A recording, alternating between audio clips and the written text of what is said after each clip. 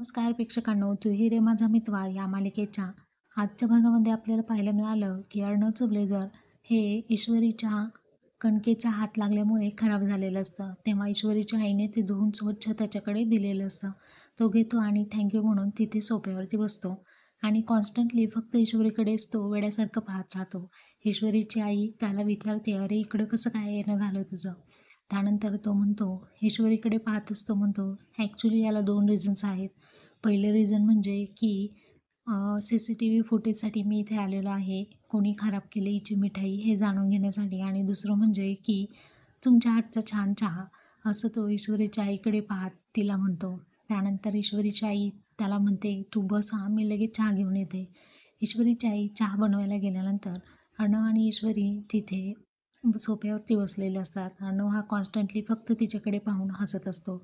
खूप छान अशी स्माईल तो तिला पाहून देत असतो. इतक्यात ईश्वरीची आई चहा घेऊन येते आणि तो थँक्यू म्हणतो. चहा खूप छान झाला होता, असं म्हणून ईश्वरीच्या आईला तो ॲप्रिशिएट करतो आणि ईश्वरीच्या आईला इतक्यात फोन येतो. ईश्वरीची आई म्हणते की तुम्ही गप्पा मारा हां, मी फोन अटेंड करून येते, असं म्हणून ती तिथून निघून गेलेली असते.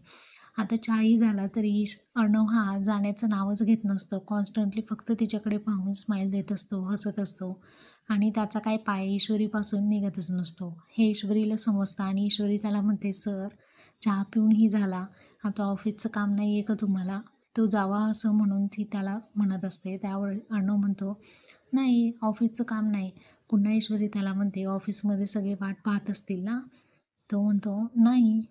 पुन्हा त्याला क्लिक होते की अरे नाही, आता आपल्याला जायला हवं आहे, असं म्हणून तो पुन्हा उठतो आणि त्यानंतर थोडं मागे येऊन पुन्हा तिला म्हणतो की आता मग पुढे काय प्रोग्राम आहे तुझा? त्यावरती ईश्वरी म्हणते, प्रोग्राम? सर तुम्ही मला विचारताय माझा प्रोग्राम?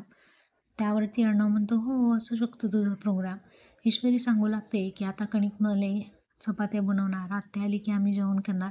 अर्णव म्हणतो, तो नाही, फ्युचरचा प्रोग्राम काय आहे तुझा?